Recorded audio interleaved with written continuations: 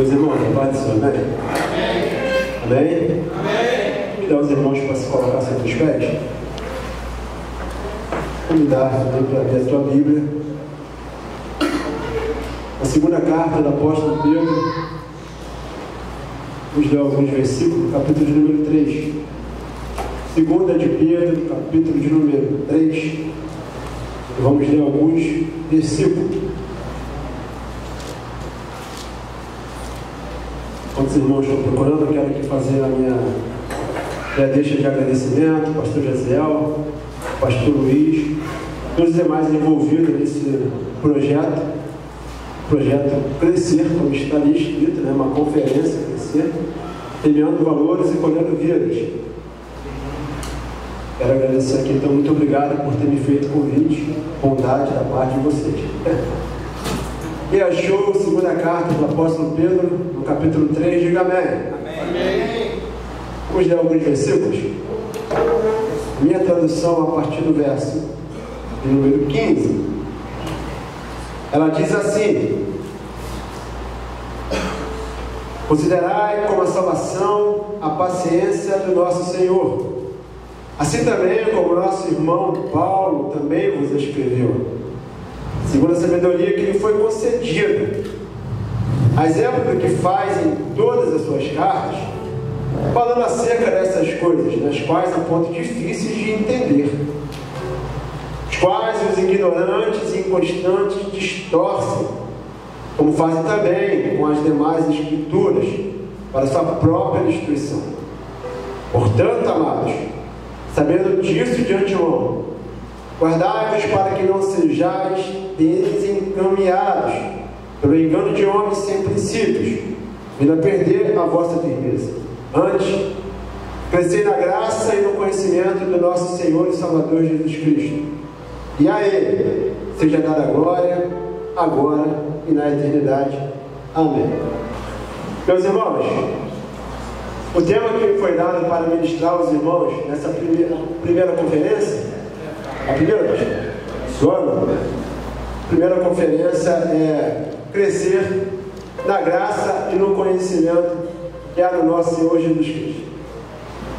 Eu me sinto muita vontade para falar sobre a graça, uma vez que esse é um tema que eu abordo durante praticamente todo o ano, uma vez que eu tenho como uma das minhas matérias que eu leciono do seminário teológico, que é a soteriologia, que nada mais é do que a doutrina da salvação. Então estou literalmente agarrado e arraigado junto à graça. E eu me sinto muita vontade para falar desse tema. A Bíblia Sagrada ela nos mostra 3 tipos de graça. Nós temos a primeira graça, que é literalmente a graça salvífica. Nós temos uma segunda graça, que é a revelação do Evangelho.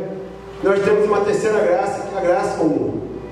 Nessa noite eu vou falar um pouco da primeira graça e também irei falar sobre a segunda graça. Antes de eu adentrar no que o Pedro nos escreve, antes de eu falar sobre o que o Pedro nos escreve, eu quero primeiro falar da graça primária, da graça salvífica, e eu quero que os irmãos me acompanhem. Convido os irmãos a me acompanhar nessa bela, magnífica, linda história, o qual aos que estavam lá no nosso retiro espiritual, eu peço um pouquinho de paciência, porque algumas coisas serão repetidas. Eu não posso explicar, por exemplo, a nossa segunda graça, que é a graça da revelação do Evangelho, aquilo que o Pedro nos instrui, se antes eu não explicar aos irmãos sobre a primeira graça. Então eu quero de antemão falar um pouco sobre a história da tua glória, a história da glória de Deus. Meus irmãos, quando Pedro ele nos escreve para que nós crescemos em graça e conhecimento, nós temos que primeiro entender o projeto primário da criação. O Criador de todas as coisas, Ele não fez o homem para salvá-lo. A proposta da criação era que o homem se comunicasse com Deus. A proposta da criação era que o homem dominasse sobre todas as coisas. Deus queria se comunicar ao homem. A proposta de Deus na criação era que o homem tivesse um relacionamento íntimo com Ele. E assim Deus o fez, a tua imagem conforme a tua própria semelhança. A proposta de Deus na criação, volto a dizer, não era para o homem, mas sim que esse homem tivesse domínio e se relacionasse com o seu Criador. Essa foi a proposta primária da criação. O John Piper, em um dos seus livros missionários, ele escreve o seguinte: só há missão onde não há adoração. E agora eu convido você a pensar: se todos os povos da terra adorassem o seu Criador, qual era a necessidade de se pregar o Evangelho? Nenhuma. Se todos os povos da terra adorassem a Deus, qual era a necessidade de fazer missão? Nenhuma.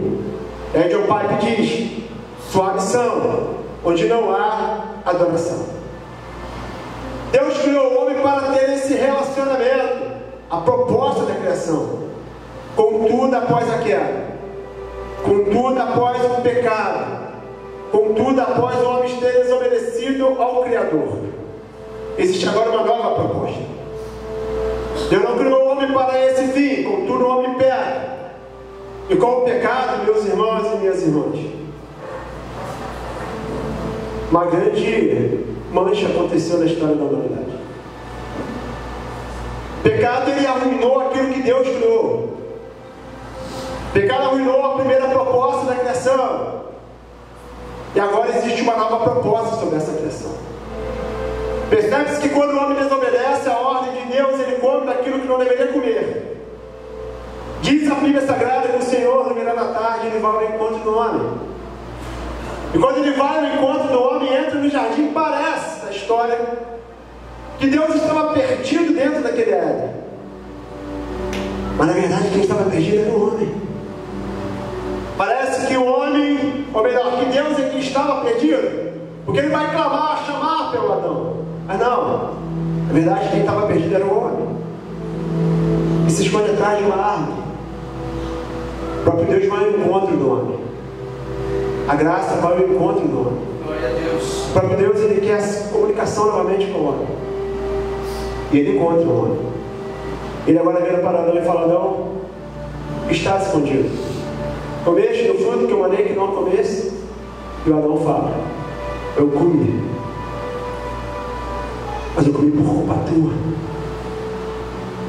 Geralmente nós escutamos dizer que o Adão transfere a culpa para a mulher. Mas Adão faz questão de ratificar ao seu Senhor, dizendo: foi a mulher que tu me deste. Tu me deu uma mulher. Com outras palavras, eu não te pedi nada. Me fizeste dormir.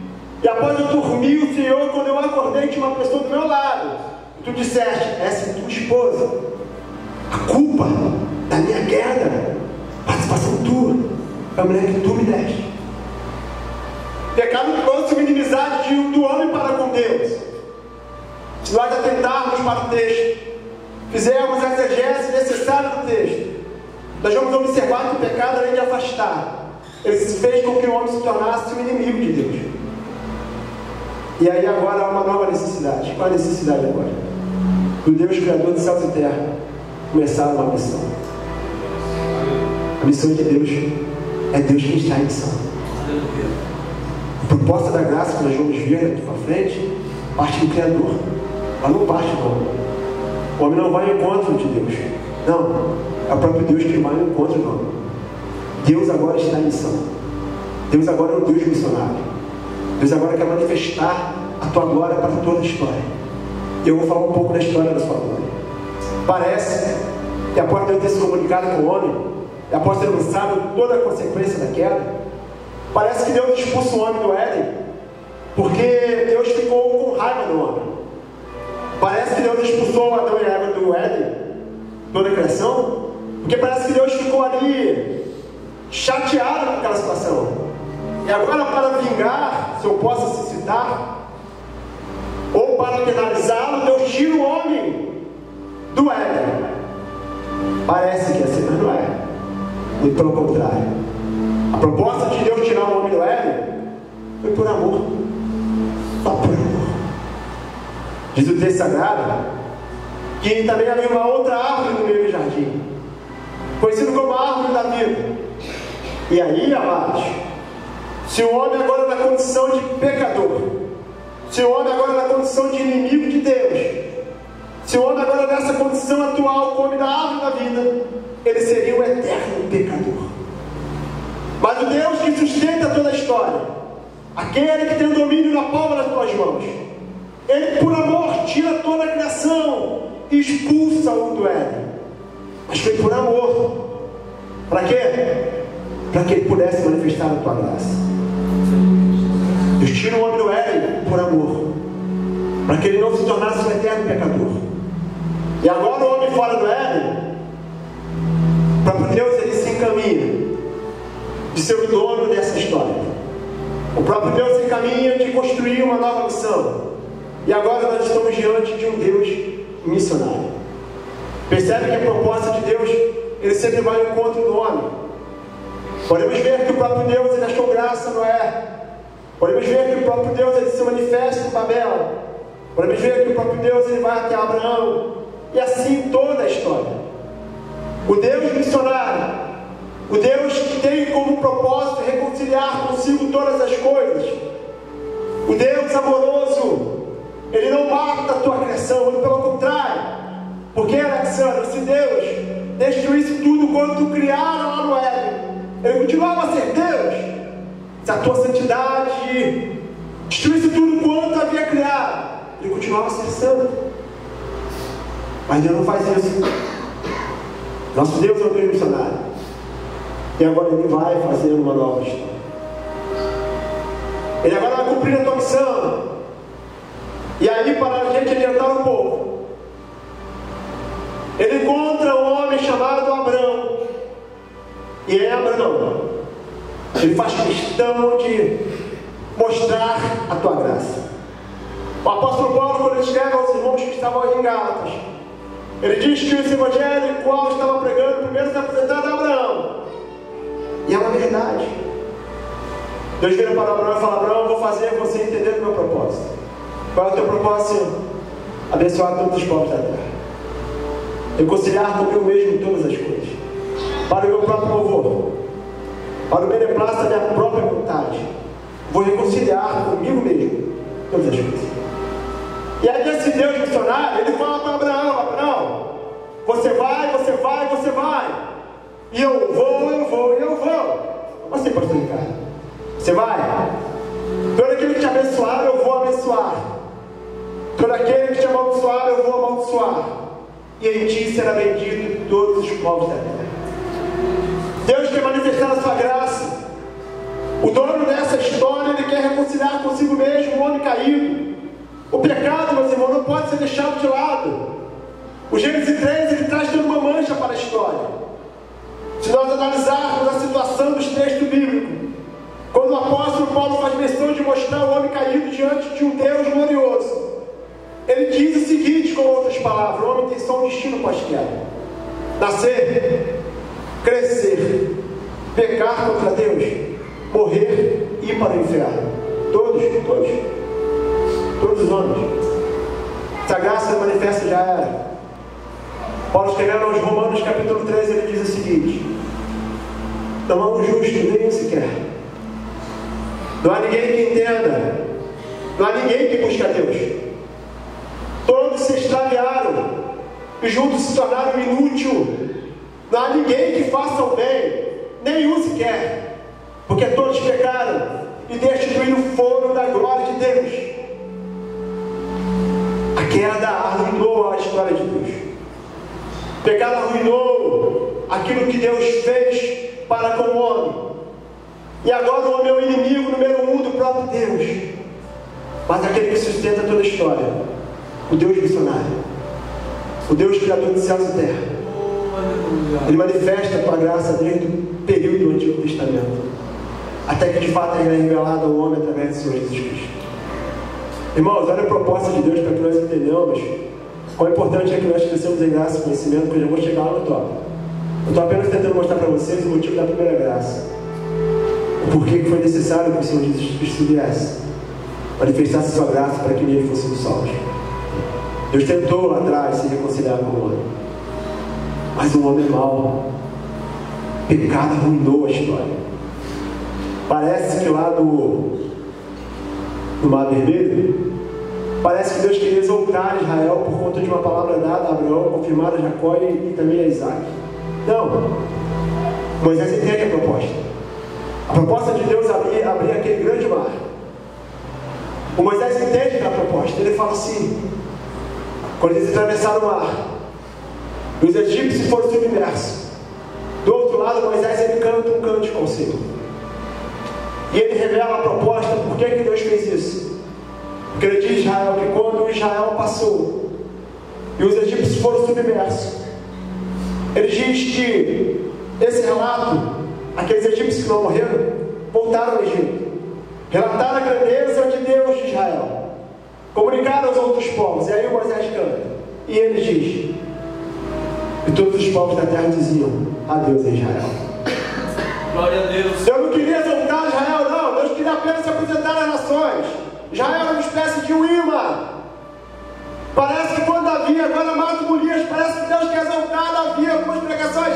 Não, Deus não quer. Pelo contrário, Deus queria apenas se apresentar às nações. E aí Davi ele entende essa proposta. E Davi diz assim, Golias, o Senhor veio a mim, Ele me deu uma resposta sobre ti. Hoje mesmo, eu irei a ti e você virá a mim. Eu vou lhe matar. A tua cabeça, Golias, será como um prêmio para Israel. E aí, Golias, todos os povos da terra irão dizer, adeus a Israel. Glória a Deus. Aleluia. Abraão ele foi chamado para uma grande missão, mas ele não sustenta a missão. Quem sustenta essa missão é o próprio Deus. Deus é um Deus missionário. É Ele quem está em missão. Ele tentou fazer isso com Israel, uma espécie de missão que não deu certo. Aí, gente, como não deu certo, foi necessário agora que o próprio Cristo, sendo Ele o próprio Deus, se manifestasse em nosso meio, para que então nele tivéssemos a graça salvífica. E aí agora convido os irmãos para que a gente possa entrar. Eu pretendo terminar meu horário para passar ao louvor e depois já irá terminar com uma outra pregação. Mas preste atenção nessa história, querido. O próprio Cristo que vinha essa terra. O apóstolo Paulo, quando escreve aos Filipenses, diz que mesmo ele sendo Deus, não teve usurpação de querer ser como o próprio Deus. Antes, esvaziou-se da tua glória. Mas contudo, eles têm nos Colossenses capítulo 2 e 9, dizendo que nele habitava corporalmente toda divindade. Estava nele. Ele é um homem Deus. A graça é manifesta aos homens. Paulo diz que por um homem entrou o pecado no mundo, pelo pecado entrou a morte, todos morreram.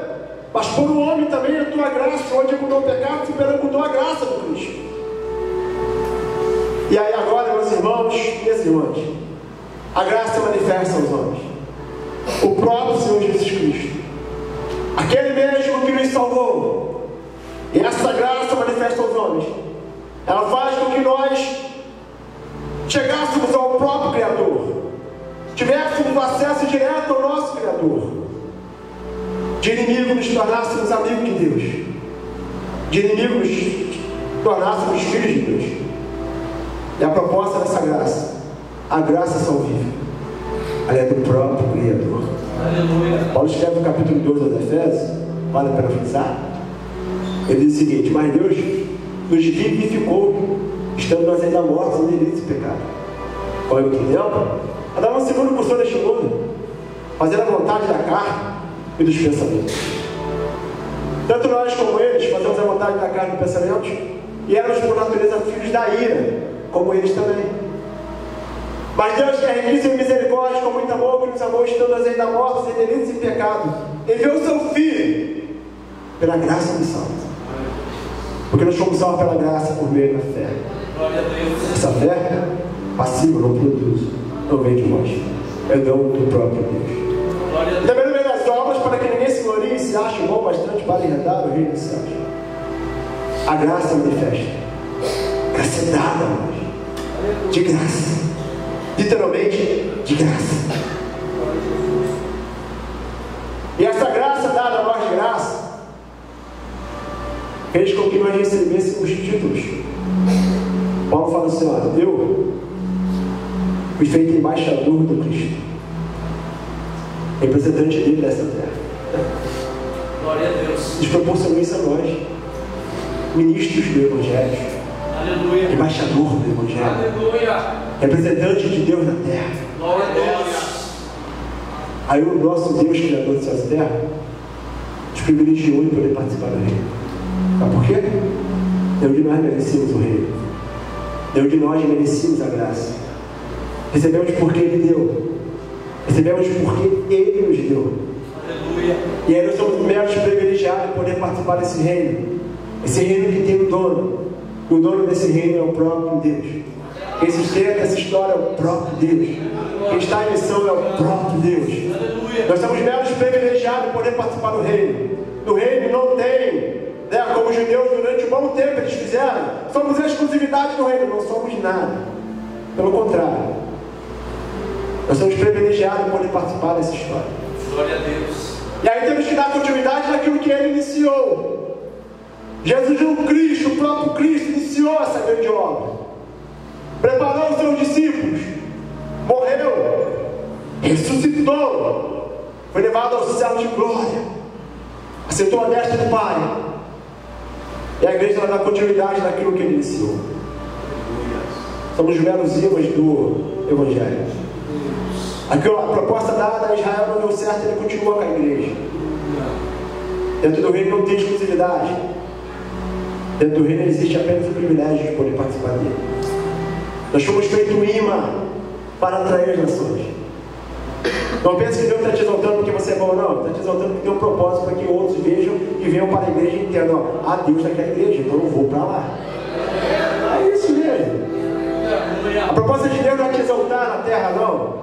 Existe um céu de glória para nós. A proposta de Deus é que os homens lá de fora te vejam, te observem e falem assim: Deus naquela igreja, então eu vou para lá. Deus quer apenas se manifestar, quer se apresentar aos homens. Só, meus irmãos e minhas irmãs, e nesse contexto, e agora eu vou falar para o Pedro narra, é uma palavra pesada e eu vou falar aquilo que Deus colocou no meu coração. O Pedro agora ele vai orientar a igreja que estava na Ásia Menor. Diferente de Paulo, o Pedro não direciona a tua carta a uma igreja. Por isso que a epístola de Pedro é chamada de Pedro e não a Pedro. Paulo escreveu aos Coríntios, Paulo escreveu aos Tessalonicenses, aos Colossenses, a Filemão. Pedro não, Pedro escreveu uma epístola geral que foi rodada pelas igrejas da Ásia Menor. Como ele escreveu as igrejas que estavam na Ásia Menor, Paulo também havia escrito, Márcio. E aí, presbítero Márcio, quando ele escreve agora essa mesma carta, ele faz menção de mencionar o Paulo. Se nós pegarmos o capítulo número 3, o Pedro está trabalhando aqui agora uma proposta escatológica da volta do Senhor. E aí ele chega agora e ele orienta, versículo 15: considerai como a salvação a paciência do nosso Senhor, assim como o nosso irmão Paulo também nos escreveu, segundo a sabedoria que lhe foi concedida. Paulo escreve sobre essa graça. Só que os homens pegavam os textos de Paulo e tentavam distorcer. E o próprio Pedro ele chama esses homens de ignorantes. Repare no verso 16. A exemplo do que fez em todas as suas cartas, falando acerca dessas coisas, nas quais há ponto difícil de compreender. Os quais os ignorantes e inconstantes distorcem, como fazem também com as demais escrituras para a própria escritura. Os homens querem destruir a graça. Só que a palavra de Paulo é um pouco difícil de compreensão. E o Pedro faz questão de mostrar: o Paulo tem uma revelação. Não foi eu que o doutrinei. Não foi o João que o doutrinou. Paulo não aprendeu no Tiago nem de Barnabé, não. O Paulo aprendeu no próprio Cristo por revelação. As palavras dele é tanto que complicado, é difícil. Meus irmãos, a palavra de Paulo é tão complicada que até hoje, muitas das vezes, a gente distorce o que Paulo escreveu. E era isso que o Pedro estava orientando. Para que vocês se firmem no Evangelho, para que vocês entendam a proposta do Cristo, vocês têm que ter conhecimento, vocês têm que pedir dessa graça. E agora eu vou falar dessa segunda graça. Meus irmãos, a segunda graça vai falar sobre a revelação do Evangelho. O Pedro está escrevendo uma proposta. E essa proposta que ele escreve é porque ele estava vivenciando uma situação muito complicada. Paulo escrevia algo, os judeus convertidos distorciam. Paulo instruía algo, os convertidos aqui distorciam. A igreja passava por um monte de burburinho. Podemos perceber que, primeiro, a igreja é perseguida pelo próprio império. Jesus ele nasce, o imperador manda matar todas as crianças. Segundo, A igreja era perseguida pelos grupos judaicos que existiam naquela época. Fariseus, saduceus, ezeres, zelotes. Todos eles perseguiam os escribas, perseguiam a igreja. Além disso, a igreja era perseguida porque ela era nova religião. E aí tínhamos ali os gnósticos, que eram terríveis. Perseguiam também a igreja. Distorciam tudo aquilo que os apóstolos ensinavam. Distorciam tudo aquilo que o Senhor Jesus nos ensinou. A graça já não era mais graça. Vivemos, naquela época, experimentaram algo muito diferente.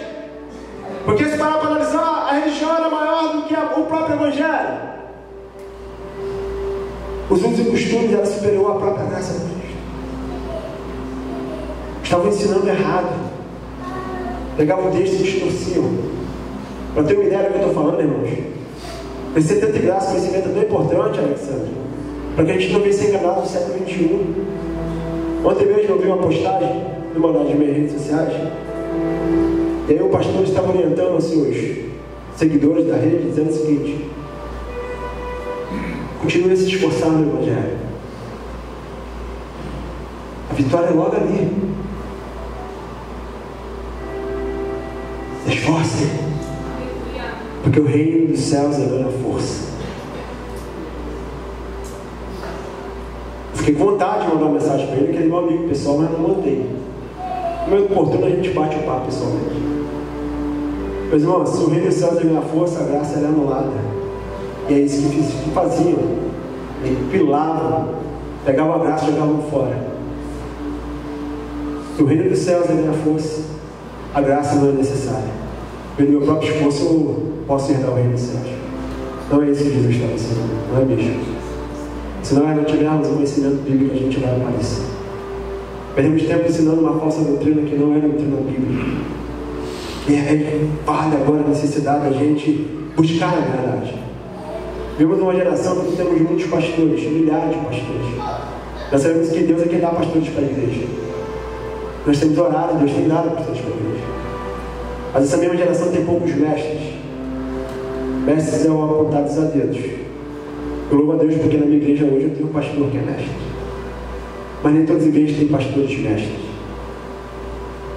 Quando o próprio Mateus escreve capítulo 11 lá do seu livro, o melhor do Evangelho, ele faz essa citação. Ele fala que João Batista estava preso, pegou o seu discípulo e falou assim: vai até Jesus Cristo e vê se esse é o Filho de Deus. Os discípulos começam a acompanhar. E aí chega até Jesus e fala assim: João Batista me enviou ao Senhor. Ele quer saber se de fato é o Messias.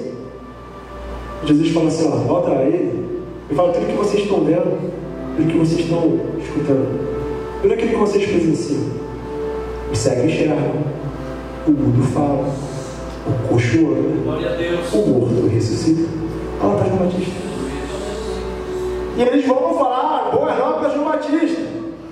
E aí, dando continuidade, Jesus chama os seus discípulos e fala assim: de todos que nasceram de mulher, não há ninguém maior do que o João Batista. Quer saber? Esse é o Elias que quer de vir. E digo outra coisa: desde quando João Batista veio à terra até hoje, Jesus estipulou um tempo. Desde o nascimento de João Batista até agora, o reino dos céus tem sido ganhar força. Os que de força contentam se apoderam dele.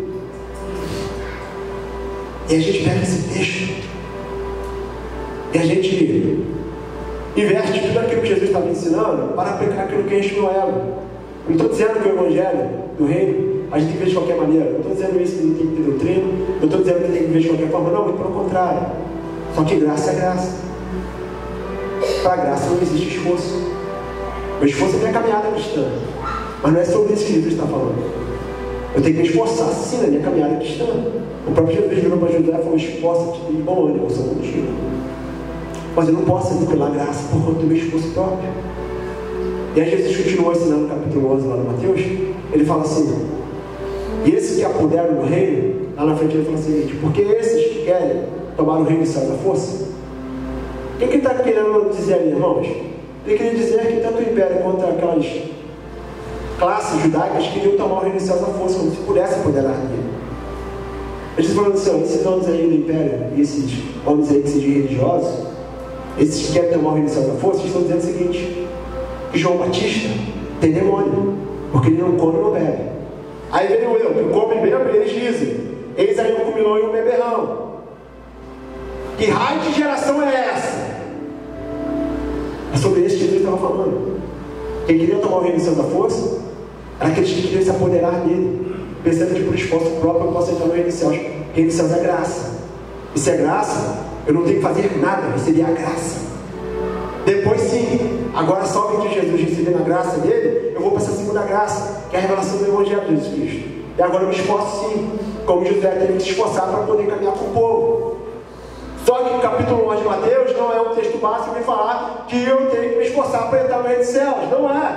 Pelo contrário, Jesus está dizendo o seguinte: essas raças de víboras aí, que diz que João Batista é demônio, que fala que eu sou comelão de beberrão, quer tomar o reino dos céus na força. E aí, gente, sabe o que a gente faz? Aprende essa mensagem do nosso culto. Quando eu menos esperar, eu vou entender que pelo meu próprio esforço próprio, eu posso herdar o reino dos céus. E aí eu aniquilo a graça. A graça já não faz mais parte.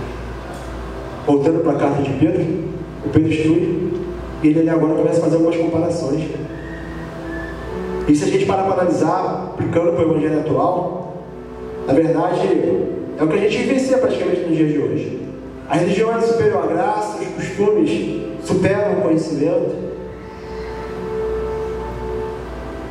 E a gente tem que entender o que é conhecimento e o que é a graça. O que eu tenho que crescer? Por que eu tenho que buscar isso? Por que o Pedro está instruindo a crescer em conhecimento e graça? A proposta de Pedro é a seguinte: ó, não se deixe enganar por essas falsas doutrinas.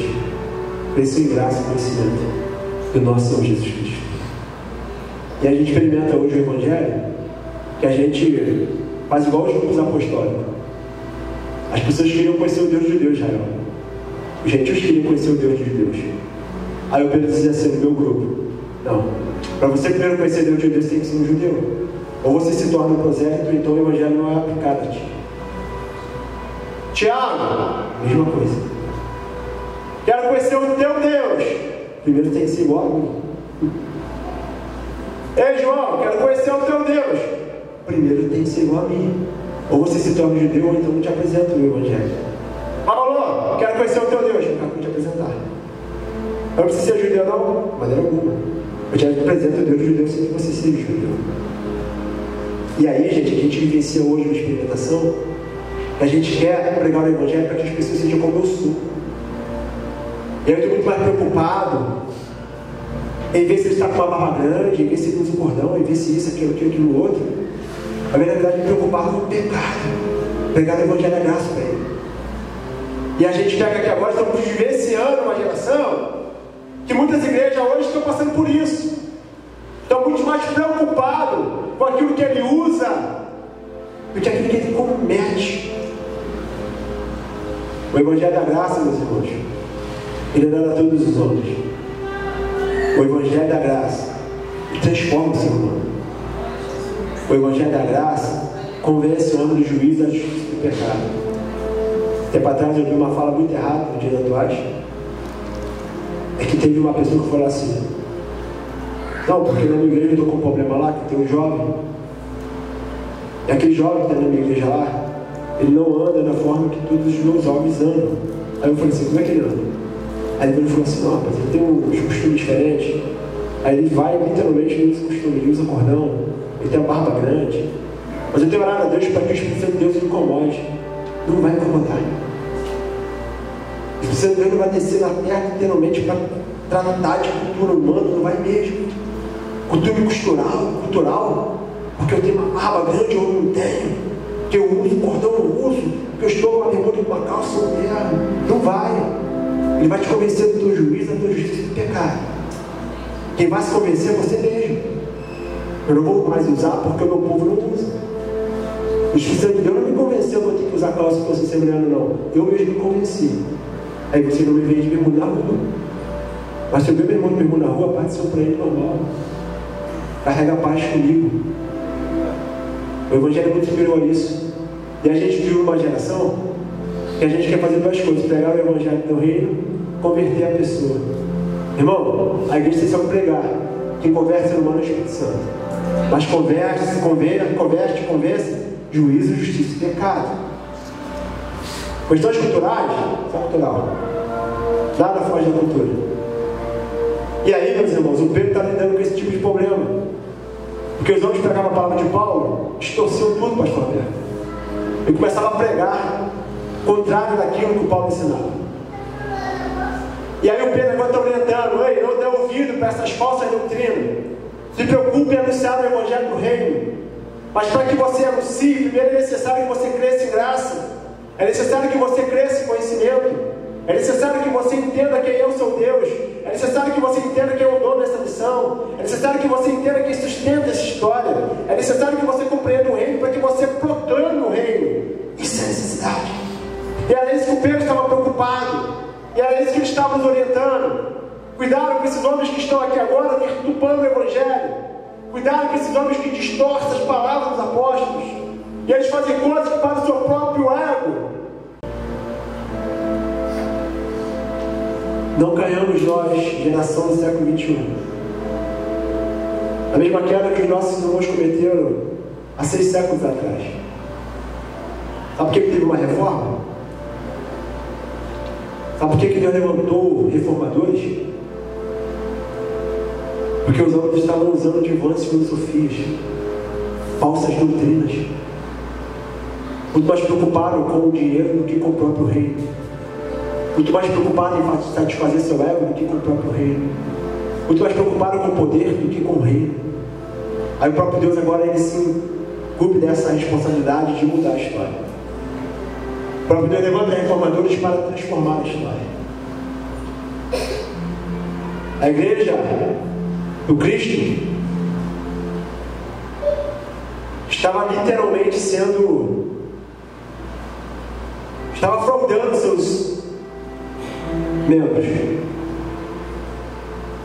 E aí agora eu convido os irmãos rapidamente para ouvir um pouco dessa história, como eu disse, 10 minutos termino, para que vocês venham compreender e aí chegar a um certo conhecimento, porque eu tenho que ter tanto crescimento na parte da graça, como também no meu próprio conhecimento. Diz a história, irmãos, que no século XII em diante começou a crescer, ou melhor, Deus começou a levantar os reformadores. Qual é reformadores? Valdense, John Wycliffe, John Hus, Jerônimo Savonarola, entre outros, até chegar agora no Martinho Lutero. Qual é a necessidade de se fazer uma reforma? Primeiro, vamos compreender esse quadro que a igreja ela predominava e de repente ela perde. Vou falar rápido para vocês. A igreja católica apostólica romana era a igreja então dos discípulos, dos apóstolos, se assim eu posso dizer. Embora no século IV nós vamos ver que há uma distinção entre a igreja de Constantinopla e a igreja que está em Roma. No século VI agora a igreja mãe é a igreja que está em Roma. Proposta do papado de um príncipe, né, ou então de um líder espiritual, até que a princípio historicamente ela é interessante. Só que a igreja agora ela começa a perder, porque homens gananciosos tomaram o reino. Homens gananciosos sentados na cadeira do meio. Homens gananciosos não compreendiam mais o reino dos céus e apenas o reino humano. E a igreja predominava em 5 áreas que ela agora perde de seu domínio. Rapidamente para os irmãos compreenderem, a igreja predominava no monopólio. Até que nós podemos ver no século XIV, século XV, as grandes navegações começam agora a descobrir novas terras, começam agora a descobrir novos países, trazem a riqueza para a Europa e começa o processo da comercialização. A igreja perde o monopólio, ela não tem mais o domínio sobre o monopólio. Os homens das navegações tomaram o monopólio da igreja. Segunda área que a igreja predominava era na arte. Se você pegar agora qualquer desenho, né, de um artista do passado, você pode ver que ele tem um rosto de um ser humano, um corpo de um santo, e simplesmente a igreja ela tomava por média de 80% de tudo aquilo que era da mão do pintor. Então a igreja ela predominava sobre a arte. Se eu vou desenhar agora o Alvo Márcio, por exemplo, desenha apenas o seu rosto, e agora você tem que estar no corpo de uma forma de um santo. A igreja tem o seguinte: 20% é seu, que é o artista, e 80% é meu. Aí surge na história 2 homens, chamados um Leonardo da Vinci, o outro chamado Michelangelo, e eles tomam a arte da mão da igreja. E a igreja agora não domina mais sobre a arte. A terceira área que a igreja dominava era a ciência, ela dizia que era científico. Isso é científico, isso não é científico. Até que surge um homem chamado Nicolau Copérnico, ele começa a ensinar aquilo contrário que a igreja ensinava. Então Copérnico diz o seguinte: a Terra é redonda, ela não é o centro do universo, porque ela gira em torno do Sol. Ele teve agora levado para a Inquisição, vão matar ele numa fogueira. Tu nega, tu ensina ou você continua a ensinar? Eu não quero morrer, eu nego, tudo bem, beleza? Aí o Galileu Galilei dá continuidade, pega o Galileu Galilei. Tu vai continuar com os seus ensinos ou tu quer ser morto na fogueira? Morto eu não quero ser não, mas que a terra gira do céu ela gira. E eles tomam da mão da igreja a ciência. Quarta área que a igreja dominava era a política. Até que surgiu um homem chamado Nicolau Maquiavel. Maquiavel escreve um livro chamado O Príncipe. Ele toma agora a política da igreja. Sagrado é sagrado, profano é profano, política é política, porque é fé é fé. Tomou na igreja. A igreja predominava numa área, que era literalmente a teologia. Até que surge um monge chamado Agostinho, esse é o melhor. Martinho, esse também como Lutero. Martinho Lutero agora é um monge agostiniano, ele toma a mão na igreja, aquilo que ela estava dominando. Que era literalmente na área teológica. Ensinando coisas erradas para o povo. Tirou do povo o direito de ler, tirou do povo o direito de escrever. O povo não poderia crescer em conhecimento, não tinha acessibilidade aos textos sagrados, não tinha acessibilidade àquilo que é o nosso manual de fé. Muito pelo contrário, não tinha essa acessibilidade.